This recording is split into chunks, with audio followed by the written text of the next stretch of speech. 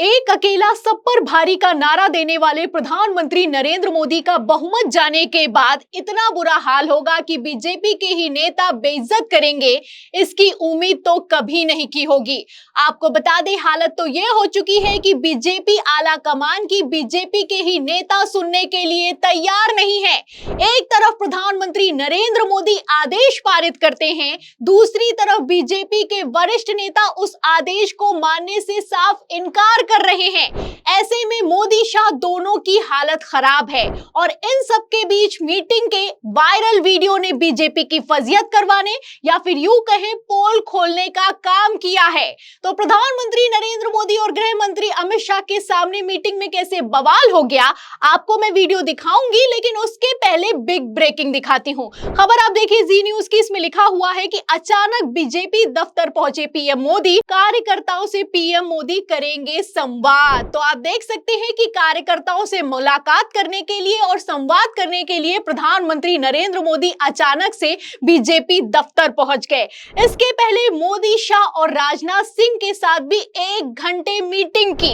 इस मीटिंग को लेकर दावा यह किया जा रहा है कि आतंकी घटनाओं को लेकर चर्चा हुई है, लेकिन सूत्रों के हवाले से खबर यह निकलकर सामने आ रही है कि सिर्फ आतंकी घटनाओं पर चर्चा नहीं हुई है, बल्कि उत्तर प्रदेश से लेकर महाराष्ट्र, गुजरात में जैसे भारतीय जनता पार्टी के नेताओं में आपसी खींचतान मची हुई है, इसकी रिपोर्ट भी प्रधानमंत्री नरेंद्र मोदी को सौंपी गई है। इसीलिए पीएम मोदी अचानक से बीजेपी दफ्तर पहुंच गए और तो और कार्यकर्ताओं से संवाद भी किया है, और इस संवाद में कुछ बात बनती हुई नजर नहीं आ रही है। आपको बता दें कि भारतीय जनता पार्टी के मीटिंग का वीडियो सोशल मीडिया पर वायरल हो रहा है और कहा जा रहा है कि प्रधानमंत्री नरेंद्र मोदी की कार्यकर्ता तो छोड़िए, नेता तक सुनने के लिए तैयार नहीं है। अब ऐसे में पीएम मोदी टेंशन में दिखाई दे रहे हैं। आप वीडियो में देख सकते हैं कि किस तरीके से जब मीटिंग के बाद बाहर निकले हैं तो चेहरा उतरा हुआ है, चुपचाप आते हैं और गाड़ी में बैठ जाते हैं।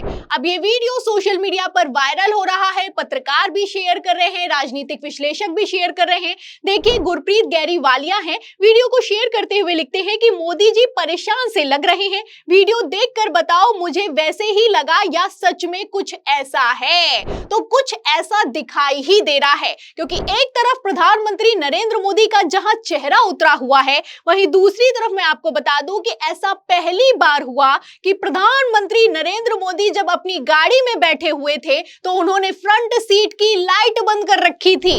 आप अच्छे से जानते हैं कि जब भी प्रधानमंत्री नरेंद्र मोदी मीटिंग के लिए जाते हैं तो फ्रंट सीट पर बैठते हैं और आगे की लाइट जलाकर रखते हैं ताकि फोटो सेशन आराम से करवाया जा सके। लेकिन कल जब पीएम मोदी मीटिंग के लिए पहुंचे हैं तो आप तस्वीरें देख सकते हैं कि किस तरीके से लाइट बंद हो चुकी है, किस तरीके से प्रधानमंत्री नरेंद्र मोदी मुंह लटका कर जाते हैं और मुंह लटका कर वापस चले आते हैं।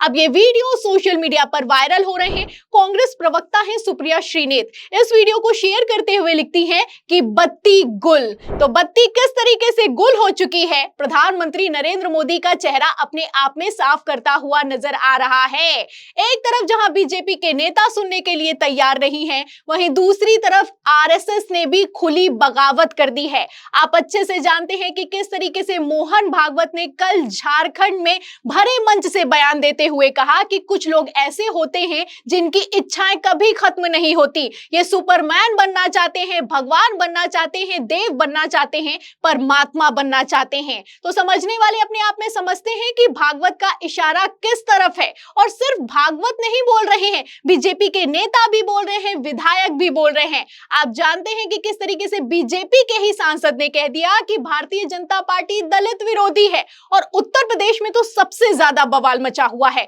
उत्तर प्रदेश के बीजेपी के विधायक ने यह कह दिया कि अगर बीजेपी आला कमान ने कोई एक्शन नहीं लिया तो बीजेपी 2027 विधानसभा चुनाव नहीं जीत पाएगी।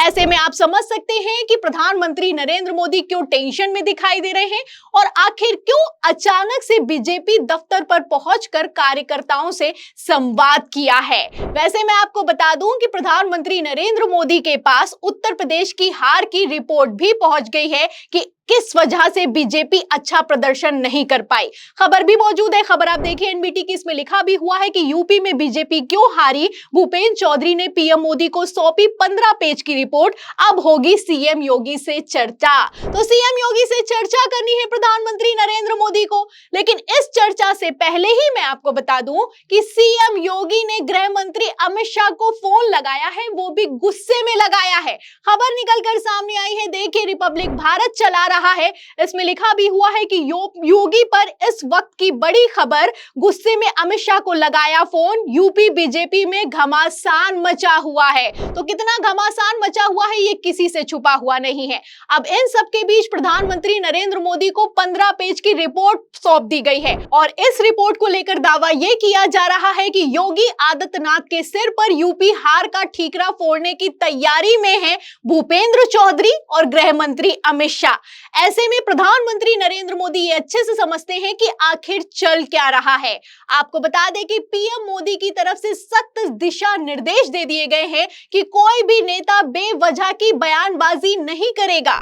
ये बड़ी जानकारी, गैर जरूरी बयानबाजी से बचने की नसीहत बीजेपी नेताओं को दी गई है। सूत्र ये बता रहे हैं कि 10 सीटों पर उपचुनाव में फोकस करने की सलाह भी दी गई है। तो सुना आपने कि बिग ब्रेकिंग चलाई जा रही है कि केंद्रीय नेतृत्व की तरफ से सलाह दे दी गई है कि सारे के सारे नेता एकजुट होकर काम करें और इसी के साथ बेवजह की बयानबाजी ना की जाए और उत्तर प्रदेश के उपचुनावों की 10 सीटों पर फोकस किया जाए। लेकिन इन सब के बावजूद भी भारतीय जनता पार्टी के नेता मोदी की ही सुनने के लिए नहीं तैयार दिखाई दे रहे हैं। एक तरफ प्रधानमंत्री नरेंद्र मोदी का कहना है कि बेवजह की बयानबाजी ना की जाए, वहीं दूसरी तरफ केशव प्रसाद मौर्य के समर्थन में बीजेपी के नेता बोले हैं और खुलकर बोले हैं। खबर देखिए एबीपी की, इसमें लिखा भी हुआ है कि यूपी बीजेपी में नहीं थम रहा घमासान, केशव मौर्य के समर्थन में आए पूर्व मंत्री, खुलकर हो रही है बयानबाजी। तो पूर्व मंत्री सुनील भराला है, इन्होंने खुलकर बयानबाजी की है, केशव प्रसाद मौर्य का समर्थन किया है और कहा है कि भूपेंद्र चौधरी को यूपी की हार की जिम्मेदारी लेनी चाहिए और तत्काल प्रभाव से इस्तीफा देना चाहिए। ये कल ही की खबर है।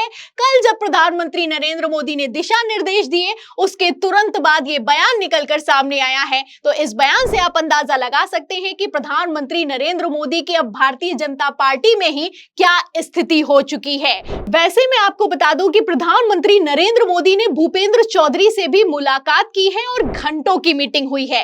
इस मीटिंग में भूपेंद्र चौधरी को पीएम मोदी ने समझाया है और भूपेंद्र चौधरी समझने के लिए तैयार नहीं दिखाई दे रहे हैं, क्योंकि यूपी की हार को लेकर 15 पेजों की रिपोर्ट निकलकर सामने आई है और इन सब के बीच बगावती सुर दिखाई दे रहे हैं। सीएम योगी भी नाराज हैं, हाई लेवल मीटिंग बुला रहे हैं, कभी राजभवन जा रहे हैं, वहीं दूसरी तरफ यूपी में बीजेपी के दूसरे नेता भी बगावती सुर अपना रहे हैं। अब आप देख सकते हैं कि भारतीय जनता पार्टी की हालत कितनी खराब हो चुकी है। बेचारे प्रधानमंत्री नरेंद्र मोदी खुद समझा रहे हैं, फिर भी नेता समझने के लिए तैयार नहीं है। जब भारतीय जनता पार्टी के पास बहुमत हुआ करता था तो ऐसा बिल्कुल भी नहीं था। आदेश पारित किया जाता था और नेता ये मानने के लिए मजबूर होता था। जो नेता प्रधानमंत्री नरेंद्र मोदी से मुलाकात करने के लिए घंटों ऑफिस के बाहर खड़ा रहता था, वही नेता पीएम मोदी से घंटों मुलाकात कर रहा है, घंटों बातचीत कर रहा है, लेकिन इस बातचीत के बाद भी बात बनती हुई नजर नहीं आ रही है। गृह मंत्री अमित शाह इस्तीफे पर इस्तीफे लिया करते थे, अब योगी आदित्यनाथ से कैसे आमने सामने की टक्कर हो रही है, आप खबरों से अंदाजा लगा सकते हैं। तो फिलहाल भारतीय जनता पार्टी का बहुमत जाने के बाद हाल कितना खराब हो चुका है, इस एक एक खबर से और प्रधानमंत्री नरेंद्र मोदी की हालत से आप अंदाजा लगा सकते हैं। और राहुल गांधी ने तो पहले ही कह दिया था कि पीएम मोदी डराने और धमकाने की राजनीति करते हैं। अब ऐसे में जब इनका बहुमत चला गया है तो इनके लिए मुश्किल होगी सरकार चलाना और इनको साइकोलॉजिकल भी दिक्कत हो सकती है। तो आपको क्या लगता है कि क्या प्रधानमंत्री नरेंद्र मोदी को साइकोलॉजिकल दिक्कत हो रही है? क्योंकि बीजेपी के नेता तो सुन नहीं रहे हैं, ऐसे में मोदी जी परेशान हैं, हैरान हैं। तो इस परेशानी के पीछे का क्या राज है? आपको क्या लगता है? आपकी क्या राय है? हमें कमेंट बॉक्स में जरूर लिखें। वीडियो को ज्यादा से ज्यादा शेयर करें, सब्सक्राइबर बटन दबाएं, हमारे चैनल को लाइक करें, सब्सक्राइब करें, ज्वाइन करें। फिर मिलती होंगी खबर के साथ, तब तक के लिए धन्यवाद।